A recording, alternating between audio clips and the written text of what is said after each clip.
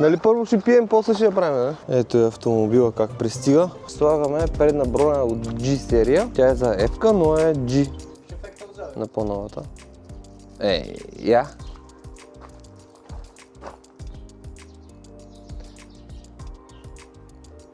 Супер. Я дай мигач.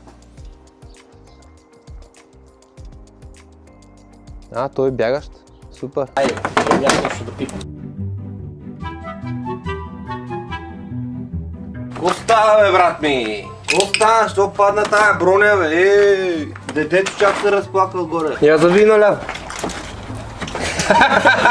Трябваше да му вземем реакцията. Оле, по-нежно нещо. Как нежно е? Това е BMW. Чакай. После ще кажеш, ако не бях аз.